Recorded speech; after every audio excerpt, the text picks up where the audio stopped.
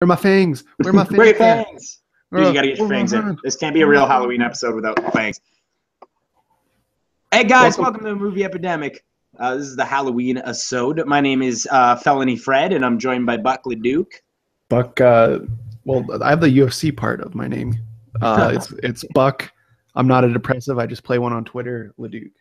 That's good stuff. It's Halloween. It's a fucking Halloween episode. Chadley, small brain, small heart, small dick, Fox. Yes, that's correct. Small brain, small heart specifically. Like I really want to nail that one home. I have absolutely just like the Grinch. Heart. Yeah, absolutely. Very, very similar to the Grinch. So it is the Halloween episode. We're actually doing this the day after Halloween. Don't worry about it, Chadley. It's all Halloween. Yeah, but like now we can tell our Halloween stories. Do you have any good Halloween stories?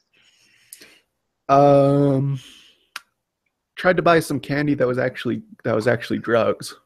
No, really? But, turns out, guess what? It was candy. Okay, did you pay drug price for it though? Yeah. Oh, okay, then you gotta go back. Can you call the manager or like? I don't know who it was, Chadley. It was they were wearing a mask. They sold you candy for drug price? Well, they said it was drugs. Okay, well in that case, yeah, call the manager. But it was on Halloween, and it was candies. Like they were clearly candy, but like because it was Halloween, I thought, oh, maybe that's the drug-shaped candy. It's what I've been told my entire life, that candy might be drugs when you go trick-or-treating, right? Yeah. And I ate the candy, and it was. Guess what? It wasn't drugs. It was candy.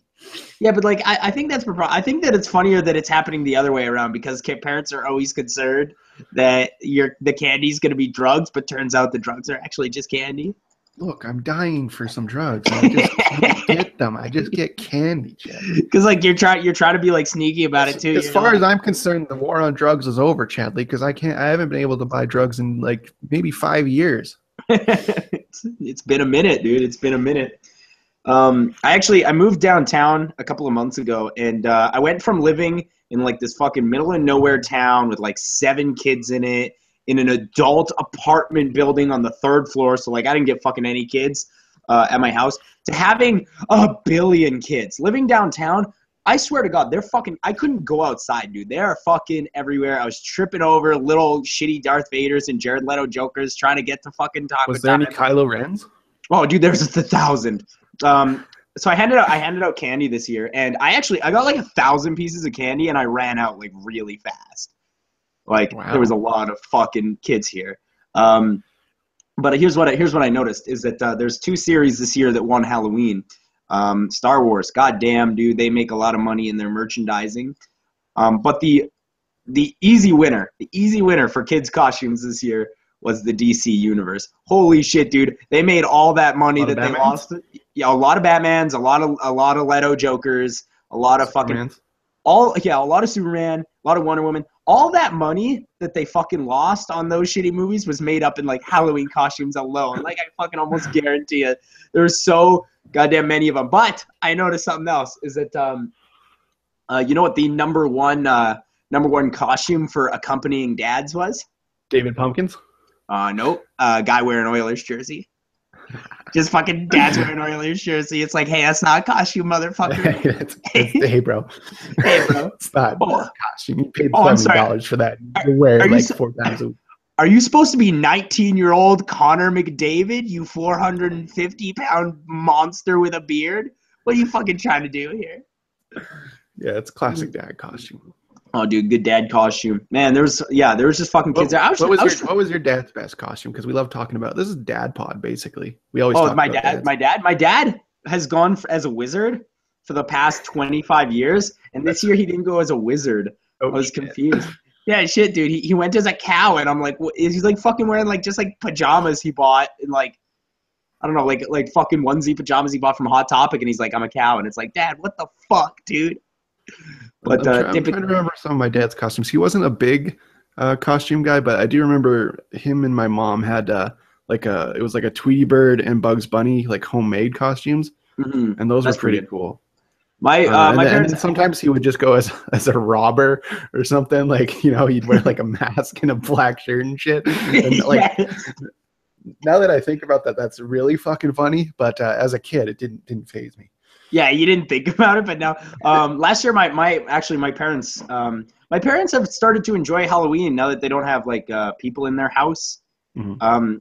So last year they went as fucking Fred Flintstone, and if you've ever met my dad, dude's fucking basically Fred Flintstone. So Yeah, it was he a looks a pretty lot like Fred Flintstone. yeah, it was a pretty fucking good costume. He's got a caveman type brow. I would call Yeah, yeah, he's got a cave demeanor. His his fucking stance is Stevie. So we were kind of wearing costumes. Buck LeDuc was wearing his vampire teeth. He was They're Nicolas actually Cage. werewolf teeth. They're werewolf teeth. Oh shit! In They that look case, like here, vampire teeth, but had the werewolf on the cover, so I don't. you're a werewolf, not a swearwolf. Fuck out of here. We're werewolves, not swearwolves. I'm Link from Legend of Zelda. This was like a very cheap costume. This is a T-shirt, and the hat was cheap. I also had ears. It had like fucking pointy ass elf ears with I it. saw the ears, and I assume that you pulled those off immediately after you took Facebook pictures. Yep. And I was really like, I had people over, and we got real fucking hammered, and like. I was like, man, it took me forever to get these ears on. So then everybody was like, all right, well, pass them on over, and we're going to try them on. And so everybody passed them around, tried them on. Can't find them now. I can find one. I know where one of them is. The other one's gone.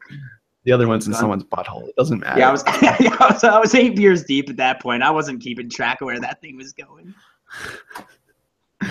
Well, that's Halloween. That's another Spooky-tober in the books. We didn't quite get as many pods off this round, but...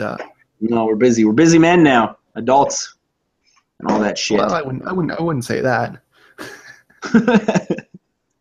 Just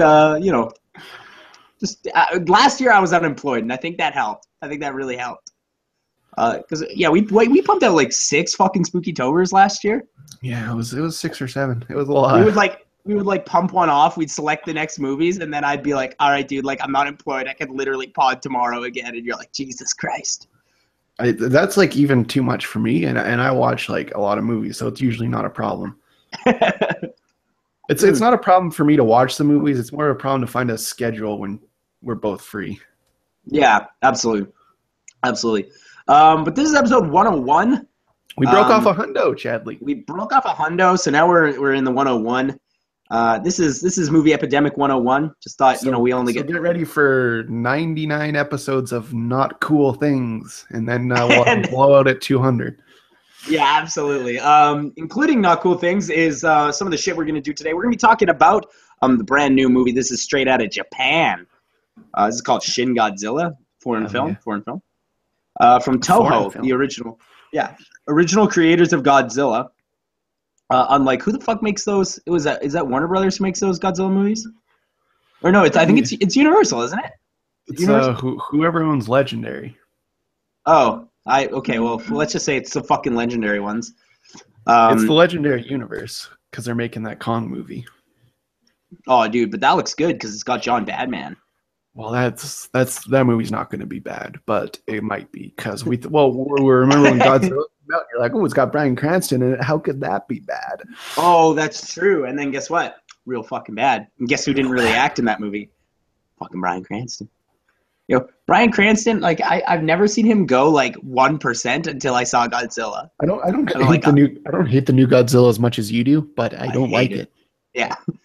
I hope Gareth Edwards burns for that monstrosity. No pun intended. But we're going to be talking about new Godzilla from Toho, an actually good one. It's called Shin Godzilla. Then we're going to be talking about Land of the Dead. That's the next in the George A. Romero Night of the Living Dead franchise that we've been watching through. Excited to talk about that one. I've got a few things to say about it. I'm sure you do. Oh, I do. I got plenty of things to say about it. As well as we're going to finish it off by talking about the new offering from Kevin Smith. Oh, that's what you're calling it. Yeah, the new offering. Yeah, it's an offering. It's an offering. He offered it to us. It's called Yoga House. It's Johnny Depp and Johnny Depp's kid and fucking all the Smith's kid. Stan Lee's in there. But we'll get to it. Mostly just fucking people's kids. yeah, it's mostly just people's kids. They're so young though. Yeah, what they're like 15 or something like that, like legit. But let's start I off. think they're like 17 actually, but they're 15 in the film. Let's do Godzilla. Hey. Yeah, let's fucking talk about Godzilla, Shin Godzilla. Okay, so let's start this off straight up. I'm gonna be super honest, straight up. Good of a movie, but I fucking loved it. Yeah, I agree with that. I think as someone who's a fan of Godzilla, this is like kind of what I was looking for in comparison to what we were given previously as Godzilla incarnations.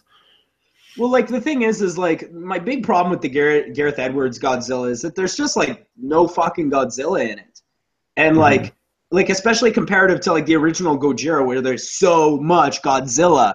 You know, it's a lot of monster destroying building action, and that's really great. Well, you also haven't seen the original Godzilla in a while, so it's been a while. But like it's basically it's monster destroying stuff. It's guy in a suit stepping on buildings. You know, that's true. But the reason I really like the original Godzilla is because it's not just a monster movie, right? It's a political statement on World War II and bombings and whatnot and nuclear activity. And this one is very much a political movie. Yeah, absolutely. It's in the same vein. Not the same thing exactly. More of how the Japanese government runs. And holy shit! After watching this movie, I understand the fucking line of command for the Japanese government like the back of my head. Okay.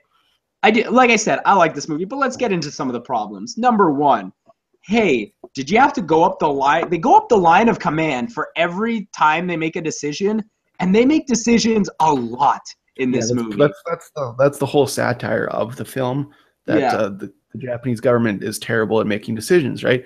Yeah. But they didn't have to do it as much as they did. It's a very long movie, and a lot of the movie is spent on them doing this. After the first couple times they do it, I've gotten the joke.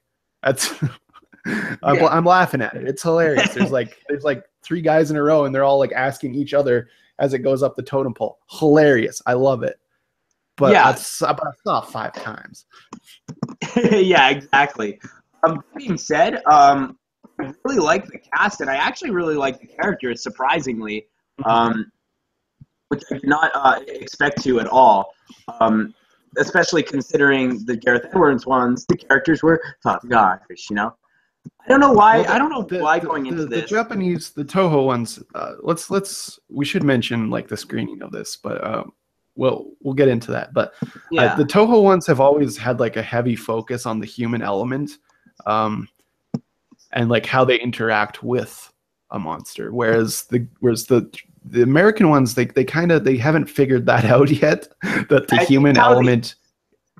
In the American ones, it's how the humans are going to be interacting with other humans, but never interacting with actually Godzilla himself. And then there's just shots of them firing shots, you know.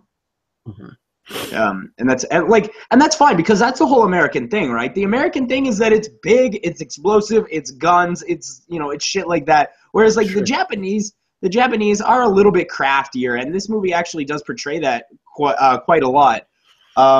There's also a lot of satire in this movie, basically about how they think, and I loved this part. This is one of my favorite parts of the movie, is how like every time America steps in to try and take over Godzilla, they fuck it up, which is hilarious to me. I like how the president that was portrayed just by like a faceless cigar smoking man, like a true pure evil. I think like Billy Bob Thornton back there. So sorry, go on. Let's talk about the screening of this. We both went to the Canadian premiere. It only did screen one night in Canada. I think it did like a couple weeks later. Yeah. I think it did like a couple nights or something, and then a week later it got a couple more nights. But it was a very limited release, which is unfortunate. But because the one we went to, me and my buddy Ian, friend of the show, it was like a 500 seat theater. It was a really big theater, but like it was pretty fucking full. Mm-hmm. Yeah, I went with my friend Sam, and we had trouble finding seats together, and we showed up like 25 minutes early. Yeah, and I did like right away, like as soon as the Toho logo goes up on the screen, like people are fucking cheering and shit. Yeah. And then like you get into the movie and it's a lot of talking, and then like the first incarnation of Godzilla you see, like people were clearly disappointed at that moment. But then it gets pretty watchable. That first incarnation of Godzilla fucking freaked me out, because here's the thing, is that like, I understand that the Japanese people are doing their best to keep up with American standards, but like, CG doesn't look good. The CG was really bad in this movie. Yeah, it doesn't look good. Which is interesting because like a lot of the times it looked like they were animating it to look like a man in a suit.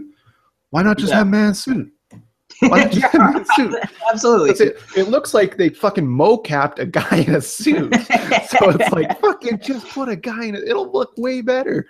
Yeah, absolutely. See, I hate to fucking tote to this, but see the Attack on Titan movie where it was just fucking, they didn't animate monsters, they fucking just had people, and then they made them look big. It looked bad though in that situation. But it looked. I mean, it looked. I think that sort of technology would work better here on Shin Godzilla. Yeah. I would agree with that.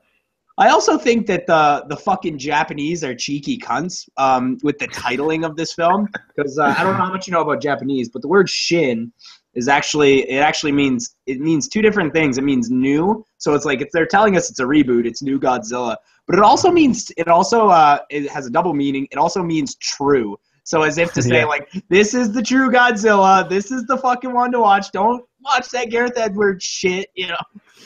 Well, it is interesting though, because it was originally called Godzilla Resurgence or something. Mm-hmm. And they changed the name. Japanese title? Or? No, I think that was supposed to be the American title, and then they're like, fuck it, let's stop whitewashing this shit. Let's just make it Shin Godzilla.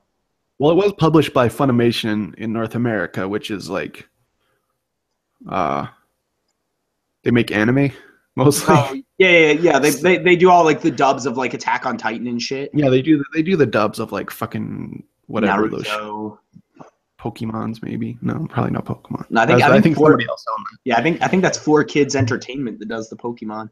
See, but there's a couple different versions though, so. Okay, fair enough. But Funimation did this. One thing that a lot of the people in the theater that I went to seemed disappointed with is that I heard a lot of people mumbling about how it's not in English, and I loved that part of it. People were like, "Oh, is this a dub or a sub?" And they're like, "Subs," and then they're like, "Oh, fuck, man." It's like, it works better in Japanese, honestly. Obviously, watch this in Japanese. I mean, I watch a lot of movies, so I prefer to watch the subs when possible, because dubbing is always fucking terrible. And even if you watched like classic Godzillas that are dubbed, they're so much worse. Yeah, absolutely, they are. When a Godzilla presents itself, I prefer subs 100% of the time. Absolutely. I don't know if you ever saw Godzilla Raids Again, but that's barely watchable. I have seen both versions, the one with Raymond Burr and the regular version. Yeah, the regular version is a lot better. It's a lot better. It's still bad though. Yeah, it's still fucking bad, but it's a lot better. Godzilla Raids Again specifically. One thing I don't like about some of the Godzilla dubbing is when they try and like insert an American storyline into it. Yeah, that's not good. That's the worst of the worst, is when they butcher the movie and add a dub to it and add more stuff. Don't they tend to add a lot of unnecessary like romance plot as well with those dubs? I don't know. I'm just a lot of the early ones that were transported to America, they did add a lot of American stuff to it. They stopped doing that after a while, and just if they were just going to play them, they would play like the shitty dub, or like it really depended on the situation. But the early ones are all fucked up if you watch the American version. Which one day we will. One day we'll get to that Godzilla series here on the pod. Jesus. Yeah, Jesus, it's going to be a wild one. There's like 70 of these movies. This one... The problem is I've seen all of them, and most of them I don't want to watch again. So, the thing with Shin Godzilla 2 is that you know, like when you watch a movie and like you're like, oh man, that's really fucking convenient that happens that way, and it sort of seems shoehorned. Well, it seems really fucking convenient to me that every 45 minutes Godzilla's got to sleep for like 4 weeks. Like he does 45 minutes of damage and then he has to sleep for 4 weeks. And it's like, all right, it's a lot of time that passes in like a relatively short period. Yeah, absolutely. And like, I do like all the science behind this movie, because in the American versions, there's no fucking science. It's just like, how do we get a nuke from here to here? Yeah. But like they actually they do a lot of science and like discovery about Godzilla in this one, which I really like. It's a really I cool like stuff. that. I thought that segment was very good. When they were discovering like his like body makeup and chemistry and like his blood cells, yeah. But like the cool. way it was presented, I didn't really like the fucking the scientist that like killed himself or got eaten by Godzilla or some shit or whatever. Yeah. I do think that it was a little lengthy, that segment, although I did enjoy it regardless. The whole thing with this movie is that the Godzilla stuff in this movie is so much fun. Oh, like shit. It is so much fun. There's one specific part. It's like, I think it's when he destroys the city, like the big time that he destroys the city, and there's like lasers coming out of him and shit. It's one of the greatest things I've ever seen. It's the best I've ever seen Godzilla on screen, for sure. And sorry, but like I was losing my mind when they started throwing train bombs his way. Dude, I was fucking losing it with train bombs. The one of the biggest problems for me, it's not the fucking silly like fucking sperm first edition Godzilla with the giant eyes. That's fine. Oh, dude, I couldn't even where it loses me is towards the end when they found their solution. It's almost a little anticlimactic, in my opinion. Yeah, well, because they find the solution and then they just kind of do it, and then they're like, "All right, so we've stopped Godzilla for a little bit," and it's like, "Oh, wait, what? For a little bit?" They're like, "Yeah." Yeah, he's not going to move for a while. Yeah, he's not move for a little while. He's not going to move for a little while. It's like, wait, he was already not moving for a little while. He didn't do anything. Yeah. But I mean, obviously they're setting him up for more, which great. I want to watch more, so that's fine. But I would love to see more Toho Godzilla. One of my biggest problem though is it peaks towards the center there when he destroys the city, right? Oh yeah, it's so much fun. It's so much fun to watch. Oh, it's great. It's one of the best things I've ever seen. But like, I do agree that like, yeah, I do feel like when they have that final bout with him and they've got the plan to take him down, plan just kind of goes as expected and works. And like there's like Godzilla doesn't really fight back. There's not much of a struggle there. It's just like they're overpowered and they fucking stop Godzilla, and that's sort of it. Which is fine, I guess. But that's really like, I don't have a lot of complaints about the movie. It's like, yeah, we're nitpicking pretty closely. This is a fun movie. It's I would say it needs to be trimmed down a bit, maybe. Yeah, it was a little too long, and maybe take out some of the stuff near the beginning with the bureaucracy, which once again, it's fine. I just think that it needs to be less. Know what I'm saying? Yeah, I agree. Yeah. But other than that, I think it's a very good version. Yeah. I'd say thumbs up. I'd say thumbs up for this movie. Like I said, definitely check it out when it comes around on video on demand, because I assume it's out of theaters at this point. Yeah. But if they ever come out with my microphone working? Yeah, your microphone sounds fine. Okay. Yeah, you sound fine. Don't worry about it, my man. Just the levels are topping off, and I didn't know. Are the lows are topping off? Yeah. It's rough. So we decided that in celebration of Halloween and Shin Godzilla, we're going to do our top 5 monster movies. We had like kind of basic rules for this list, but I don't remember what they are. I think it's like no Dracula. I think that was a rule. It's no like human type monsters. No fucking no sharks, because like then my whole list would just be Sharknado films. Yeah, no sharks. Just like classic scary spookies. It's a little creepy. Look for little Classy. creepies. Yeah, things that aren't aliens, humanoid, or fucking animals. Like it's got to be just made up shit monsters. So my number 5, I'm gonna start us off because this is actually a movie. I don't know if I really think it's that great, but it's just like it's one of the most fun movies ever to watch. The story is bad. But it's really fun. My number 5 is Pacific Rim. Yeah, no, I like Pacific Rim. Yeah, it got a lot of hate, but I think it was like a really fun movie in an era where like there was no Godzilla movies. There was barely any kaiju movies during that. Like I would say that the kaiju movies are making a resurgence now, but in 2013 they were. I would almost say it was because of Pacific Rim, because that movie you might be right. You might be right. That movie came out and it showed people that, hey, we are interested in seeing giant monsters fighting other giant monsters. Mm-hmm. You know? So give us some more of that. Yeah. But please don't put King Kong at 150 feet tall for the fucks. Yeah, don't do that. My number 5, I'm going to go with werewolves in general, or my number 5 monster, but I think American Werewolf in London is probably the best one. It's been a minute since I've seen American Werewolf in London. I remember it being pretty good. And I do like the Wolfman, like the original Wolfman with Claude Rains. I like that one too. Yeah. But yeah, I've never seen the original one. I have seen an American Werewolf in London, but it's been like I think I saw it in college or high school or something. It's been a while. Yeah, it's definitely to this day the best transformation scene. So we're gonna give some props to that one. Yeah, God bless the transformation scene. Number 4 for me. This is another foreign film.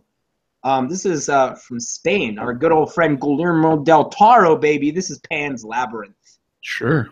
Pan's Labyrinth. Good monster movie. Like really genuinely creepy. Some of the best makeup effects maybe in film to this day. Pan's Labyrinth is good, man. Yeah, those costumings and the makeup is unreal. It's unparalleled at this point, honestly. I think that's the only like foreign film my dad has seen because he can't read, so he doesn't like movies with subtitles. My dad doesn't watch movies with subtitles either, except he liked Beautiful, but only because he likes Javier Bardem. Because who doesn't? Absolutely. Nobody's ever disliked Javier Bardem. Get the fuck out of here. It's hard to do. It's a task. My number 4, I'm gonna go with a Korean film. Have you ever seen The Host? The Host, I've seen the American remake and it's very fucking bad. But I've heard that the Korean one is really good. It's like I like it better than most Godzilla movies, and it is a kaiju monster movie. So yeah, I'd like to see it. Maybe, and you know what? Actually, I think the American version didn't have very much to do with the original plot, like at all. I don't even know if it's based on it. Well, I mean, I've seen a movie called The Host, and I know that I was under the impression it was loosely based on a Korean film with the same title. Mm-hmm. But I could have been lied to. You remember Snowpiercer, of course. Oh, dude, I fucking love Snowpiercer. Same guy that made The Host, our boy Bong Joon. Yeah.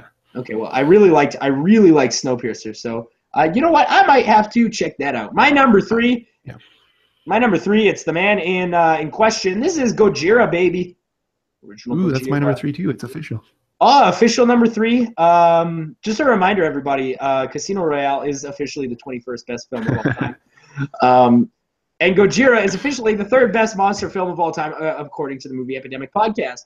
This one's just a lot of fun. It's a dude in a suit kicking over, fake cars and fucking toy tanks and shit like that, just like smashing Tinker Toys with his fists. It's good stuff. My number 2. Oh, our good buddy, good friend of the show. He will be my best friend until the day he dies. This is John Carpenter with The Thing. Ooh. The Thing. Absolutely. Yeah, The Thing is absolutely fantastic. I actually recommended it to a friend yesterday because she was like, I need to watch a spooky Halloween movie. And I'm like, oh, fucking watch The Thing. Yeah, it's one of the best monster movies ever. Yeah, absolutely. Just a fair warning to all of you, though. If you haven't seen The Thing, go watch it. But don't accidentally watch the remake. How about Wilford Brimley? Wilford Brimley. Dude, I love Wilford Brimley. That shit. I love fucking Kurt Russell, dude. Oh, man. Poor Wilford Brimley. It's too bad that dude's going to go down in history as a meme. That sucks. Yeah. Fucking My poor number 2. Wilford Brimley. David Cronenberg's The Fly. That is my number one, The Fly, David Cronenberg, baby. Before you get a little too ahead of yourself, my number one was The Thing. So we did a little switcheroo there. Shit. And you know what's crazy is that I almost put The Thing at number two or The Thing at number one and The Fly. We would have had the same top three had I not cowered it out. The Fly is one of the best movies of all time, but it's hard to beat the suspense of the Thing, in my opinion. Yeah.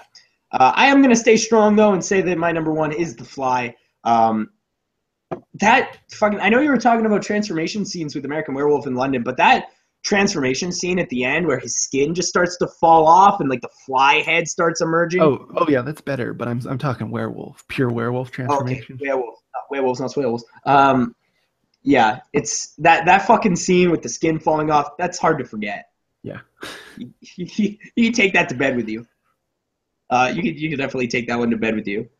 So there it is. Honestly, I think we've made it pretty clear. Two best fucking monster movies to watch on Halloween are The Thing and The Fly. I just watched Check them out. I might watch The Fly tonight. Actually, I kind of want to watch The Fly. I like when he starts getting pimply because he eats all the sugar because he's a gross fly monster. I also like I like the Museum of Brundle where he keeps his like loose teeth and shit. Dude, that's such a good fucking movie.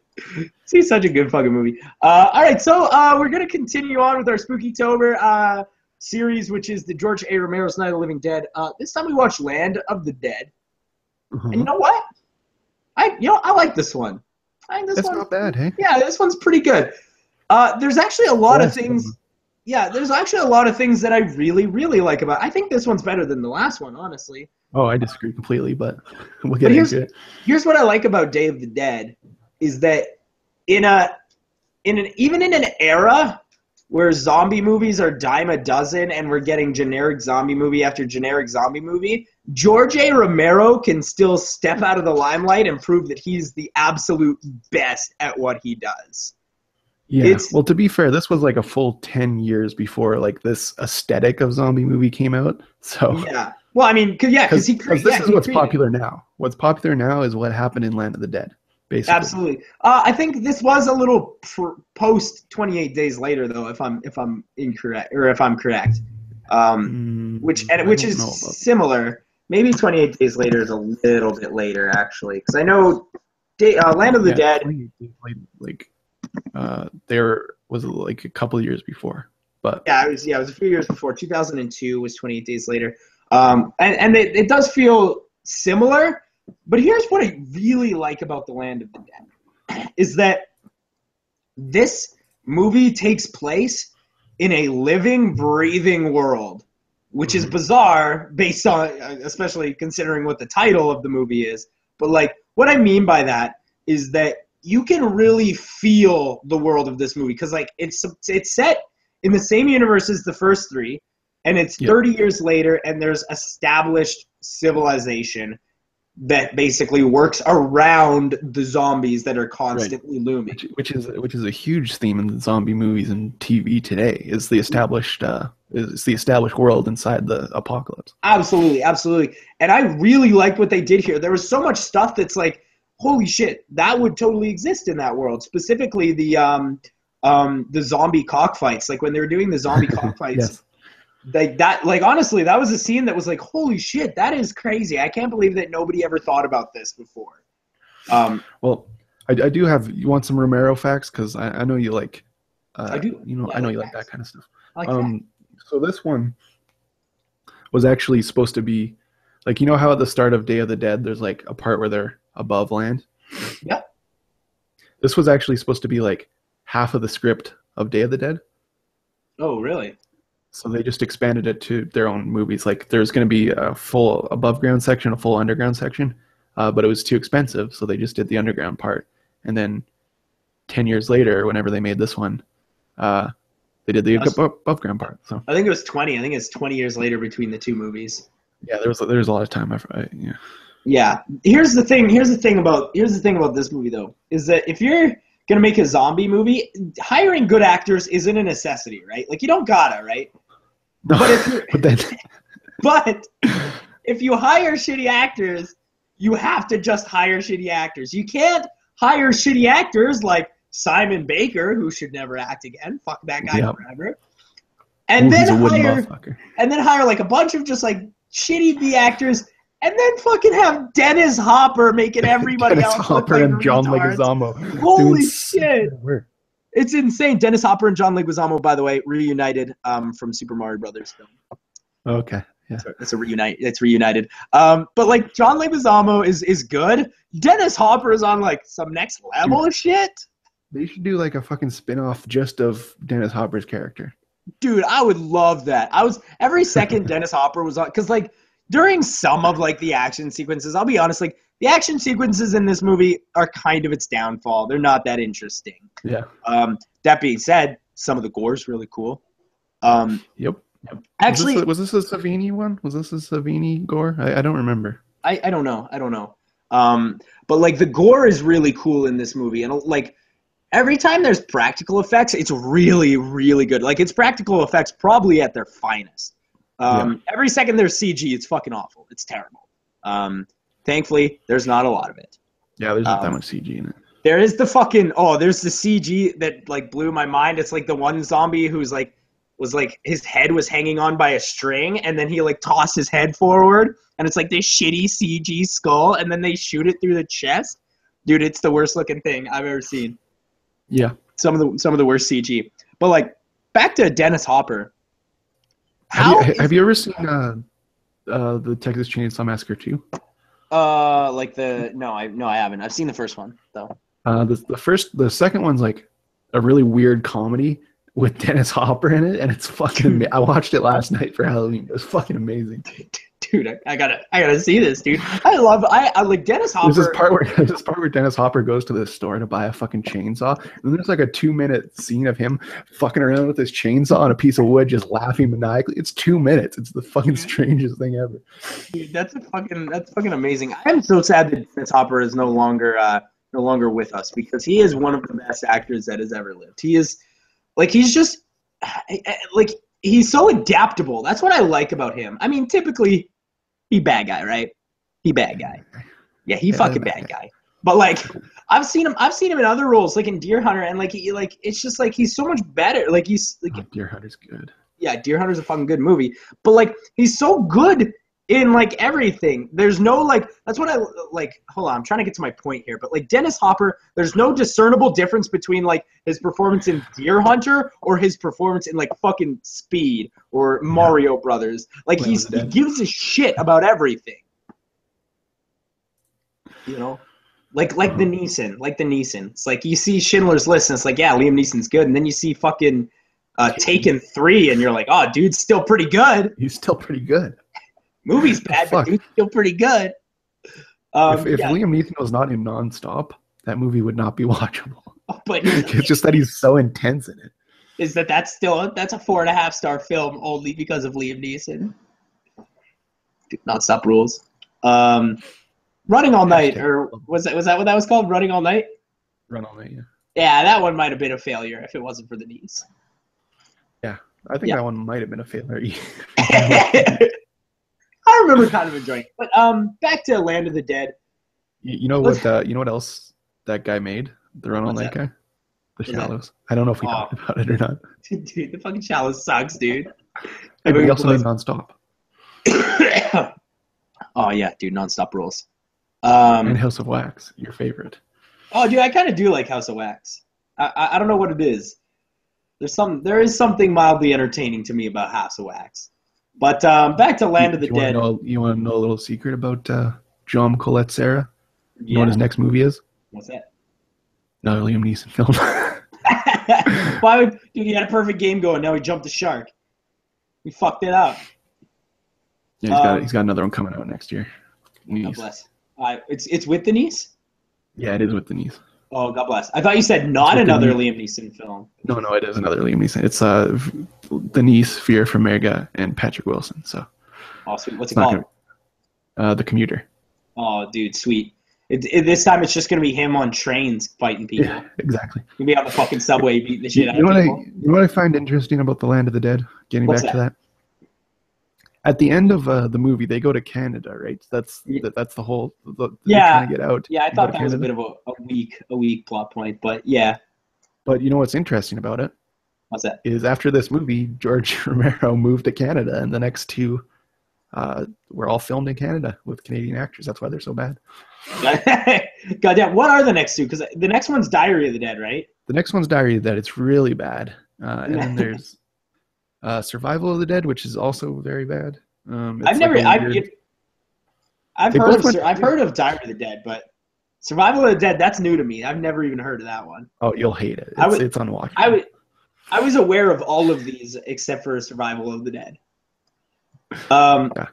What were we saying? Right, Land of the Dead. Our buddy Louxy saw Diary of the Dead in theaters. So. Oh, goddamn, fucking Louxy. The thing about talk about Diary of the Dead next week. Dude, shit, yeah, does he love it? No, he hates it, but he saw it in theaters. Saw it in theaters. Oh, dude, special guest from a man who actually saw Diary of the Dead in theaters. One of the 700 people who went to see this movie. What was I saying? Right, what I like about Diary of the Dead, or not Diary of the Dead, Land of the Dead, is that it sort of takes like this generic zombie concept, and then it sort of meshes it with something like Mad Max. Like it's almost like a dystopian wasteland future, but with zombies. I really enjoy that aspect. That's the thing about Romero, right? Is he always intertwines some political shit in there. Yeah, absolutely. And this one, I do have a few problems with Land of the Dead. We'll get to that. Number one, Simon Baker, don't act. You're terrible. You're fucking. Just go back to The Mentalist, you piece of shit. Is that what he's from? I knew he was from something. Go make 90 more seasons of that show that nobody fucking watches. So yeah, he's from The Mentalist. But yeah, I don't like Simon Baker. Another thing too, though, is that I think this movie is bizarrely paced at times. It's sort of like the first hour of the movie, they let you know that there's zombies, but then you kind of forget that there's zombies for about an hour. Because there's actually a more interesting plot going on between John Leguizamo and Dennis Hopper's character. Yeah, and true. So the actual zombie shit you don't really care about. And then like an hour into the movie, they like break down the gates and you're like, oh, fuck, right, there's zombies in this. I totally forgot that that's like what the whole thing was, is that there's zombies everywhere. But I think that's why like Romero's better at making zombie films than most people who make zombie films, because he doesn't need them as the center stage, right? Yeah, absolutely. Dawn of the Dead's a good example of that, right? Like where in Dawn of the Dead, the real villain of the movie was the Raiders, and that was the main conflict, was the Raiders coming in and fucking shit up. Zombies they just happened to be there. Yeah. Yeah. It like the thing is like these other people who are making like the Crazies and all these other shitty zombie movies. The Crazies is a Romero movie. Is that a Romero movie? Did he? Yeah, he made the Crazies.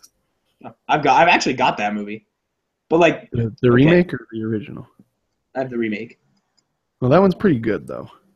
Yeah, it's okay, but like that was just the first zombie movie that came to my mind. But like with these generic zombie movies that come out, I couldn't even name you them. The Horde, I think, was one of them.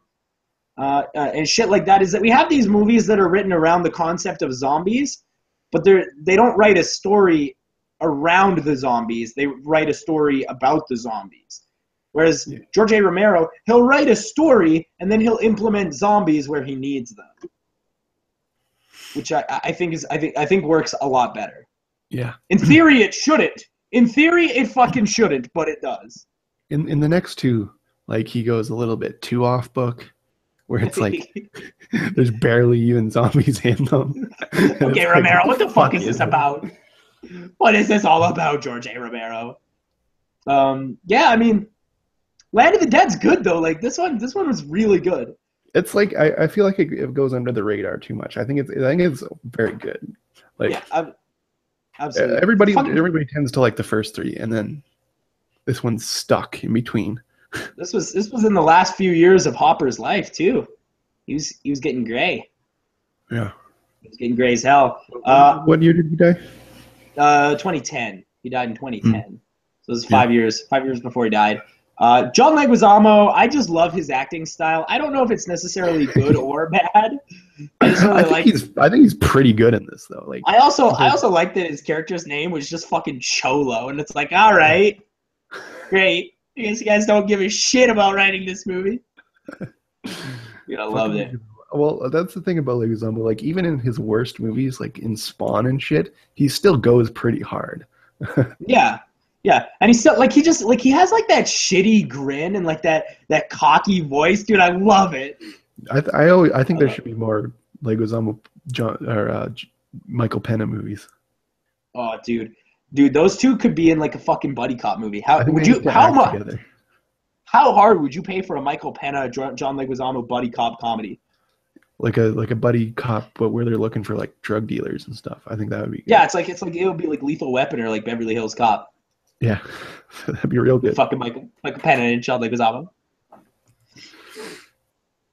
Be like Beverly Hills Cop, but it'd be funny. Michael Pena? He was in no movie in 2016. Yeah, I know. He was around. He was around in 2015, dude. Yeah, but he's on that 2015. Yeah, but he's on that Marvel shit now, right? So he doesn't get a life anymore. He doesn't get to act anymore. Yeah, that might be true. You know? Yeah, once you're on Marvel, dude, you can't go back. They don't. He's in something called War on Everyone this year. I don't think it's come out yet though. Okay. But that's it. War on Everyone. We'll have to check that out because we adore Pena, and we are contractually obligated to watch every movie Michael Pena ever makes, per an agreement with Mr. Pena himself. That actually might be pretty good. It's about two corrupt cops who make money blackmailing criminals. Okay, is the other cop Leguizamo though? No, it's Alexander Skarsgård, and it's directed by. No, not Skarsgård. He's terrible. You don't like Skarsgård? Oh, I don't mind him. Oh, dude, he sucks. What was he on? He was on like some TV show, wasn't he? It was like True Blood or some shit like that. Don't know. Don't watch those shows. It's directed by John Michael McDong of Cavalry fame. Okay. All right. So if you get anything out of that, Chris O'Dowd. I love Chris O'Dowd. If you get anything out of that, Land of the Dead's pretty good. Like, if you're looking for a zombie movie, I'd say Land of the Dead's pretty fucking good. It's good, and like, no one really has seen it, so it's probably good. The zombies like shit in this one. God bless Romero, he made it. They don't look like shit in this one. What do you think of the smart zombies? Though was that okay with you? Yeah, that's one thing that I totally forgot about that actually I would like to bring up is that they had the smart zombies in this movie. They didn't really take any time to explain the smart zombies. They were just kind of like learning stuff, and I'm like, all right. I think you're just supposed to. I don't know if that's how that would so go long, right? I don't know. Yeah, I don't know what the whole thing was. And like one zombie just is like sees a gun and is like, okay, we're gonna start shooting this, and it's like, why the fuck? Where'd you come to that conclusion? How do you even come to that fucking conclusion? The climax is really actually unentertaining as well. Where they're like in theory, this sounds like it should be entertaining, but it's not. When they're in the giant vehicle and they're crushing over zombies, I found that just to be so uninteresting because there was no peril really in that scene. Mm-hmm. They were fucking crushing zombies. That was sort of that. And then they had one clinging on from the back, and then it never did anything. It's like, why the fuck put it there? It's not gonna do anything. Yeah, this is a good movie though. I'd say this is fun. I don't know if I would watch it again, per se. Maybe just to see Dennis Hopper, because I really do enjoy Dennis Hopper a lot. Yeah. It's not like the first few where I watch them a lot, but I do put it on occasionally. It's not I could least favorite of them. I could spit this into a DVD player real quick. You can rent it on the PlayStation Store for $4.99. Anybody who's interested. Yeah. That's where you got it? Yeah, $4.99. $4.99. I can watch it again for the next, I think it's like 48 hours or something. Just keep on watching it. I won't, but I can. Our last movie of the day is the latest offering from Kevin Smith. This is called Yoga Housers. And here's the thing, is that when I was a teenager, my dad would always be like, man, Kevin Smith is awful. And I would be like, no, Dad, you don't get Kevin Smith. He's a very good director, like insanely smart, very good director. And as an adult, I'm starting to realize I'm becoming more and more like my old man every day, because going back to those old Kevin Smith movies that I thought were so profound, pretty fucking bad movies. Well, and he's getting worse. I agree. Well, I agree with that. I agree that they're not as profound to an adult as they are to a fucking 15-year-old, but I don't think they're necessarily all bad movies. I think a lot of them are very entertaining. I think Clerks and Chasing Amy are good. And even Clerks, I don't even know if I'd give you good for that one. I'd say it's passable. Well, they don't have to be good. I think they're entertaining. That's completely different. Chasing Amy is a legit good movie, though. Chasing Amy is a legit good movie, though. But then he got into his weird years. They made Tusk, which, if you know me, these are the weed years. These are the weed years. Yeah, you know me. Started doing weed. I'm not a big fan of Tusk. Oh, I adore Tusk. I don't like this one though. Yeah, dude, this one fucking sucks. I can't believe this is a real movie. I remember being like 5 minutes into this movie and just being like, oh my God, is it over? Like, seriously, I checked how much time was left in it 5 minutes into the movie. That's not a joke. Either. No, it feels really long though, because it's so fucking bad. This is the worst thing Kevin Smith has ever done. Like, straight up, it's worse than that fucking shitty short that he did. I don't remember what it was called, but it was really bad too. Yeah, this is shocking. Where do we even start on this one? Where do we even start? No jokes. How about that? How about no jokes? Well, it's a sequel to Tusk. Yeah, it's a sequel to Tusk. Mm-hmm. Basically, and there's gonna be another one, which I'll enjoy. Yeah, which is called Moose Jaws, and it's Jaws with a moose. I like it. I like the concept. Yeah, not gonna be good. Concept's there, but I don't know if that's a full movie concept. Basically, the girls who ran the convenience store in Tusk saved him. Okay, that was the first thing that confused me. Is that, like, they start off the movie with like that fucking newspaper clipping that's like, teenage girls from Winnipeg save the walrus, and it's like, okay, I saw that movie, and I'm pretty sure that's not how that went down at all. I'm pretty sure it was fucking Guy Lapont who saved him. Like, I think they mentioned it to the cops. Yeah. Oh, okay. So they saved him. Yeah. Fucking Guy Lapont and Haley Joel Osment's weirdness. Which I can't believe fucking Haley Joel Osment was in this movie. I was raging, dude. And Justin Long. Dude, holy shit. Every time Justin Long was on screen, I was pissed.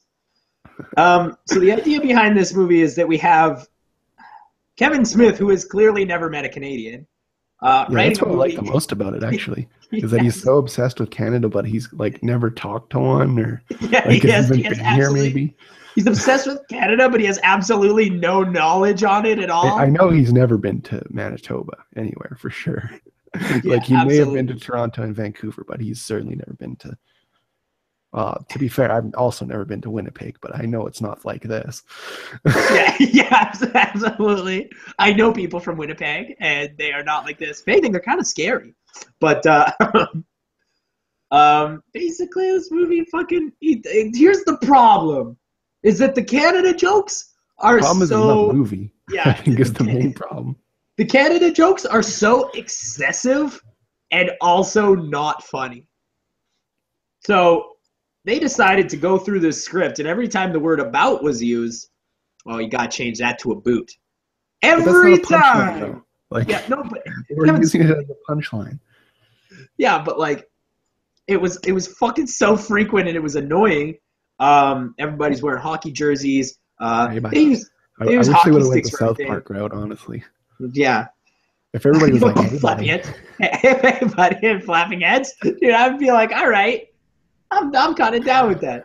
Because like if you watch South Park and you see like the Canadians in that seems like a satire joke. But in this, It literally seems like miscommunication to what Canada's like. It literally feels like Kevin Smith has no idea. Yeah.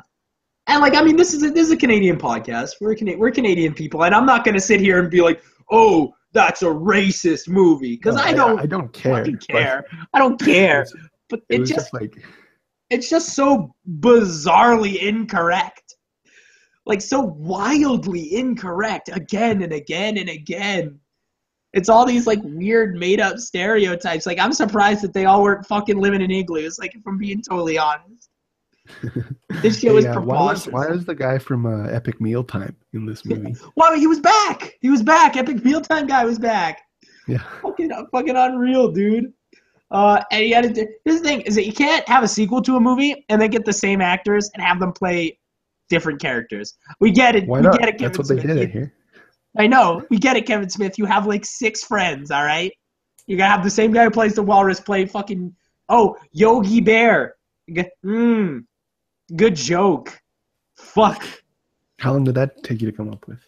Yeah, fucking 7 seconds. Oh, because yoga sounds like Yogi, you piece of shit. You fucking cocksucker. And I know the thing is like, I'll almost forgive these movies because I know for a fact that he wrote these movies like high as fuck on a podcast, which is hilarious to me. But like, that's great. Like, that's something that we would do, but we wouldn't actually fucking make the movie. Yeah, exactly. We would wake up the next day, look at the script that we just wrote, and then be like, oh, you know what? It's funny at the time, right? But not. Yeah, exactly. It's not a movie, though. Yeah, exactly. Although I do think that we could both pen a Qui-Gon Jinn film as well as pen a John Leguizamo, Michael Pena buddy cop film. Well, don't give anybody that's not the studio's ideas. We have to pitch those, Shadley. Oh shit! I'm sorry. And the thing is with pitching those ideas, you really don't have to have much of a pitch. You just gotta say like Michael Pena, John Leguizamo, drop the mic, and they're like, "Oh fuck, that is good." Yeah, you don't know anything about Hollywood, Shadley. Let me handle the business. But yeah, this this movie really starts to go downhill probably around the 40-minute mark. Because up until the 40-minute mark, this movie isn't about anything, but at least there's like some structure to the movie where it's like, okay, it's these girls, they go to school, they go to yoga. Oh no, they want to go to a party to bang Satanists. Oh, good joke, by the way. That's not bad though. Here's the worst part of this movie, all right, is that you got fucking Buster from Arrested Development playing the retarded dad. And he gets called away to Niagara Falls to bang his wife or whatever. And then the worst thing that could possibly happen happens. Kevin Smith decides to use that opportunity to pay homage to his own fucking movie series with the whole, I'm not even supposed to be here today. Fuck you, Kevin Smith. It's not even that good of a movie. You know what, Kevin Smith? You're not that good. Fuck. Oh, my God. How much longer can he's making a Clerks 3, which makes me unbelievably mad. But, like, how can You're not excited for Mallrats? Oh, dude. You know what's awesome about Mallrats, though? Huh. Is that they changed it from, it's no longer going to be a film, it's going to be a TV show. So, in that case, I don't have to watch it. Good call. If it's a TV show, that will not be featured on the podcast. This ain't the TV Epidemic podcast. It's a movie Epidemic podcast. I ain't going to watch it unless it's a movie. But we will have to see Clerks 3, unfortunately. Unless they make that into a TV show, which I kind of hope they do. Well, I can guarantee we will be watching Moose Jaws on this show. So. Oh, dude, we will be watching Moose Jaws, and I'm really scared about that one. Stan Lee was also in this movie for like 8 seconds, and like... Hey, Stan Lee, you melting like an ice cream cone, you're old as fuck, and you gotta be selective with the amount of time you spend out of bed. Maybe spend it doing something that's not this? I don't know. Okay. We haven't really gotten into the meat of this yet. The Nazi bratwurst? Yeah, I was getting to it. I just like, I've told so many people about this movie that at this point I'm really sick of talking about it, but like, the plot of this movie is that these girls are working at a convenience store and they get attacked by bratwurst, which have been possessed by the ghosts of Nazis. Bratzies. They're called Bratzies because That's a joke. That's it. That's a bratwurst joke right there. Yeah, it is. Yeah, and then the movie takes a really weird turn when fucking Johnny Depp's in this movie. I think we kind of neglected to. I mean, we said it, but like we didn't really say what he's doing. He's playing the same character as he was in Tusk, Guy Lapointe, and like in Tusk, he was like the only entertaining thing about that movie. And I'd say it's the same sort of thing here, but he's less entertaining here than he was in the previous. He's not as good in this one. He's not as good. He's not as funny. I remember we were excited for this because it was a Guy Lapointe film, but it wasn't really. Yeah, it was more of a Lily Depp, who is 15 years old, by the way. Who is fucking 15 years old. And so they get taken into like this Nazi dungeon where this Nazi master is, and he's got all his Nazi sausages. And yeah. And then he does the dumbest fucking thing possible, which is like he takes all his Nazi sausages and then puts them into one thing and is like, go and kill all film critics or some shit like that. So, watch out for that. They're coming for us. The irony was not lost. So he's trying to, yeah. They're trying to kill all the film critics or whatever. I think this might be what's fucking Kevin Smith's response to the Tusk reviews. Maybe even the Yoga Housers reviews themselves. I don't know. My Tusk review was good. Yeah, your Tusk review is great. You would not be killed by the Bratzies. I, however, would be obliterated because I put it on my bottom 5 of the year. Oh yeah, I forgot about that. I put it on my top 5. Yeah, of course you did, you piece of garbage. So I love Tusk. He takes all these Bratzies and he puts them all into one thing, and it's like, hey, don't do that. Just saying Bratzies with a straight face is it's so funny to me. I don't know. And then like the whole thing of the movie is that they're like yoga, they do yoga, and then they defeat the Nazi demon with yoga, and it's like, all right. Okay, who the fuck came up with this idea, and how the hell did it pass? It doesn't matter because Kevin Smith made it. He made all of it. Does he just put his own money into this, or like what's the dealio? Yeah. It's all just okay. Well, as long as no studios losing money on this, as long as it's fucking Kevin Smith, who's gonna have to move out of his Kevin Smith mansion soon. He was gonna stop making movies, right? Because no one wanted to fund his movies. And then he realized, oh shit, I have so much money, I can just do it myself. Yeah, I mean, that's a fair way to do it. Also, before we move on, I just want to say Jason Mewes looks like he has done every ounce of crack in fucking North America, dude. He's fucked up, man. He's fucking smoked all the crack in North America at this point. He's fucked up. The crazy thing is he's been clean for like 15 years, but he still looks like. He still looks like he's like recently done crack, like within the past like 15. The residuals, like he did so much. Like you almost see like coke on his nose. Like he's so fucked up. Oh my god. This movie is like fucking the worst movie of this year. Like this is shockingly bad. That's bad. The problem is like in the way that we're describing it, it almost sounds semi-entertaining, but let me assure you that it is not. It is absolutely not entertaining at all. There's also a scene that I want to just discuss because it annoyed me more than anything, more than I found it entertaining. When the one guy was like, the Nazi is like, I'm going to try and make this sound good for you to make you understand this better, so I'm doing accents. And then he's like, here's me doing Al Pacino. Here's me doing Adam West. Here's me doing Arnold. And it's like, okay, so did you just have a friend who could do some fucking impressions? So you're like, let's just throw him in the movie and have him do a bunch of impressions for no reason? Yes. Yeah, that must be what it was. All these people at this point, like the friends of Kevin Smith is almost as career destroying as Friends with Adam Sandler at this point. Because like Justin Long, oh man, I fucking hate the man. I hate him so much. He's a bad actor. I can't even look at his face. Dude, I hate Justin Long. I can't believe Justin Long still acts is the thing. I can't believe anybody allows that to happen. Yeah, this movie's bad. This movie's real bad. I really don't have anything else to say about this movie other than that it's like it's real fucking bad and don't watch it. Mm-hmm. Yeah. Well, I mean, I guess that's the show. I think that's it. Yeah, if I had to give a recommendation for this week, I'd say check out Shin Godzilla. There's a lot of good fun to be had there. There's a lot of good fun. Never fucking watch Yoga Housers. Yeah, I think that's pretty much everything. That's episode 101. Made it. All right.